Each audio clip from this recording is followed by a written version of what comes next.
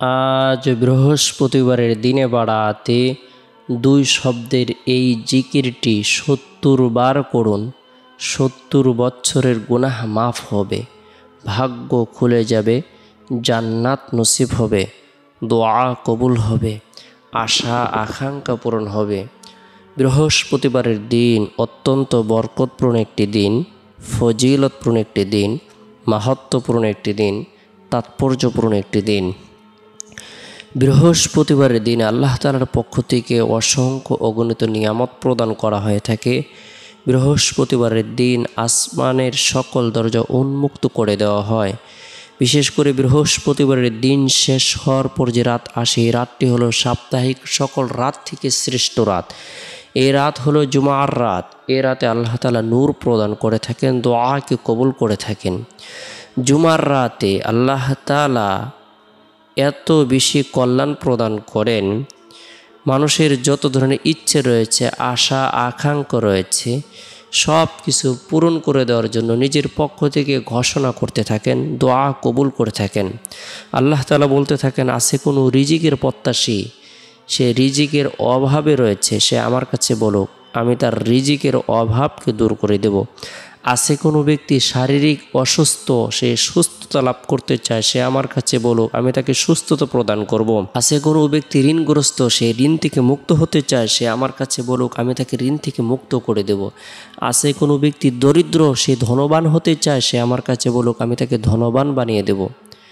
আছে কোনো ব্যক্তি গুনাহগার, মাথা থেকে নিয়ে পা পর্যন্ত গুনায় জর্জরিত, সে আমার কাছে বলুক, আমি তার জীবনের সগীরা কবিরা, জাহিরি বাতিনি, শিরিক বিদাত, ইচ্ছায় অনিচ্ছায়, গোপনে প্রকাশ্যে, হাতের গুনাহ, পায়ের গুনাহ, চক্ষুর গুনাহ, শরীরের অঙ্গ প্রত্যঙ্গের গুনাহ, সকল গুনাহকে মাফ করে দেব। সুবহানাল্লাহ।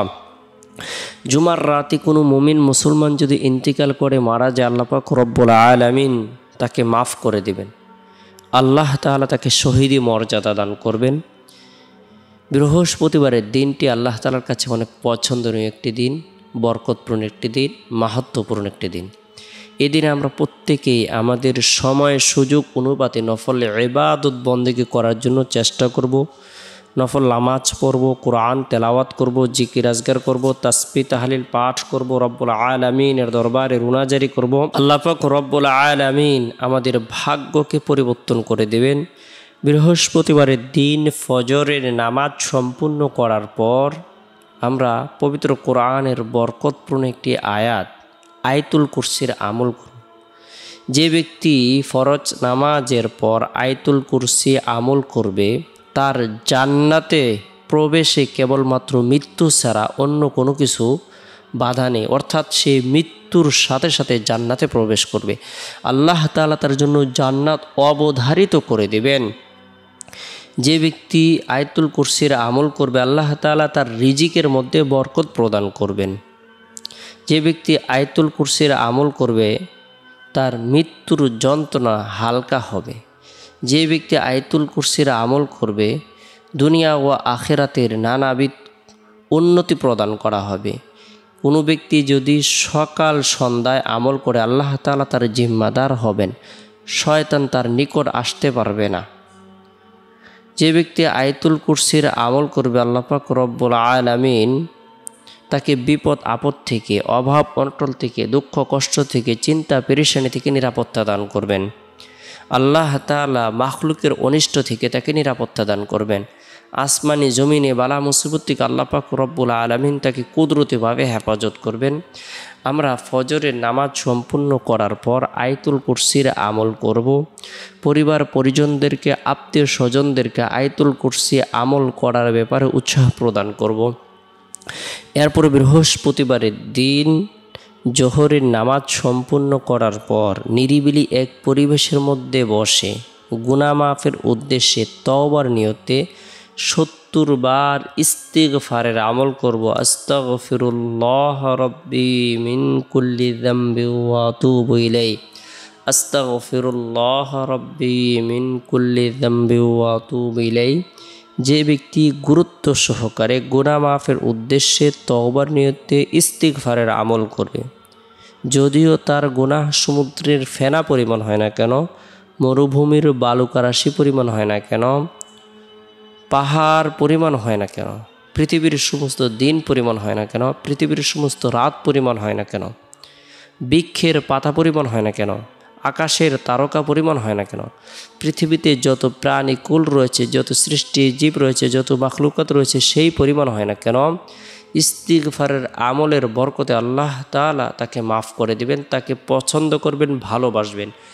ইন্নাল্লাহা ইউহিব্বুত তাওয়াবিন ওয়া ইউহিব্বুল মুতাতাহহিরিন। আল্লাহ তাআলা তওবাকারীদেরকে পছন্দ করেন, ভালোবাসেন এবং পবিত্রতা অর্জনকারীদেরকে পছন্দ করেন, ভালোবাসেন। আমরা বাহ্যিক পবিত্রতা অর্জন করব উজুর মাধ্যমে। শরীরকে, আমাদের যে শরীর রয়েছে, শরীরের অঙ্গ প্রত্যঙ্গগুলো আমরা পবিত্র রাখব গুনাহ মুক্ত করার মাধ্যমে। আমাদের অন্তরকে পবিত্র রাখব কুচিন্তা, দুশ্চিন্তা, বিভিন্ন ধরনের পেরেশানি থেকে পবিত্র রাখার জন্য চেষ্টা করব। গুনাহের দিকে যেন মন ধাবিত না হয়। আল্লাহ তাআলা পছন্দ করবেন, ভালোবাসবেন, আমাদের সকল ধরনের চাওয়া পাওয়াগুলো আল্লাহ তাআলা পূরণ করে দিবেন। এরপরে গুরুত্ব সহকারে 2 শব্দের জিকিরটা আমরা 70 বার করব। সুবহানাল্লাহি ওয়া বিহামদিহি, সুবহানাল্লাহি ওয়া বিহামদিহি। যে ব্যক্তি সুবহানাল্লাহি ওয়া বিহামদিহি আমল করবে, এই তাসবিহটি এমনই পাওয়ারফুল একটি তাসবিহ, যদিও বান্দার গুনাহ সমুদ্রের ফেনা পরিমাণ হয় না কেন, আল্লাহ তাআলা তার গুনাহকে মাফ করে দিবেন। তার জীবনের সকল গুনাহগুলো ধুয়ে মুছে নবজাত শিশুর ন্যায় নিষ্পাপ করে দিবেন। সুবহানাল্লাহি ওয়া বিহামদিহি ইস্তিগফারের আমলের পর এই দোয়াটি 70 বার আমল করব, এই জিকিরটি 70 বার করব। এরপর রব্বুল আলামিনের দরবারে রুনাজের করব, আল্লাহ তাআলা যেন আমাদেরকে মাফ করে দেন, আমাদের ভাগ্যকে পরিবর্তন করে দেন, জান্নাত অবধারিত করে দেন। এরপরে বৃহস্পতিবারের দিন আসরের নামাজ সম্পূর্ণ করার পর অনাকাঙ্ক্ষিত বিপদ থেকে, বালা মুসিবত থেকে বাঁচার উদ্দেশ্যে বরকতপূর্ণ এই দোয়াটি আমরা 3 বার পাঠ করব বা আমল করব। বিসমিল্লাহিল্লাযী লা ইয়াদুররু মা ইসমিহি শাইউন ফিল আরদি ওয়ালা ফিস সামাই ওয়া হুয়াস সামিউল আলিম। আল্লাহ তাআলা অনাকাঙ্ক্ষিত বিপদ থেকে নিরাপত্তা দান করবেন।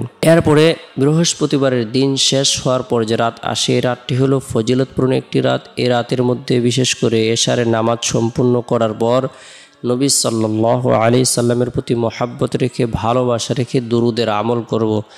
আল্লাহুম্মা সাল্লি আলা মুহাম্মাদিন আবদিকা ওয়া রাসূলিক ওয়াসাল্লি আলাল মুমিনিনা ওয়াল মুমিনাত ওয়াল মুসলিমিনা ওয়াল মুসলিমাত। আল্লাহ তাআলা ধনী এবং সুখী বানিয়ে দিবেন, পেরেশানিকে দূর করে দিবেন, গায়বী সাহায্য প্রদান করবেন। রাসূল সাল্লাল্লাহু আলাইহি সাল্লামের দিদার নসিব হবে। দুরুদের আমল করব। রাতে ঘুমানোর পূর্বে আল্লাহুম্মা বিসমিকা আমুতু আহইয়া দোয়াটি পাঠ করে ঘুমিয়ে যাব। চেষ্টা করব রাতের 1/3 অংশে ঘুম থেকে জাগ্রত হয়ে তাহাজ্জুদের নামাজ পড়ার জন্য।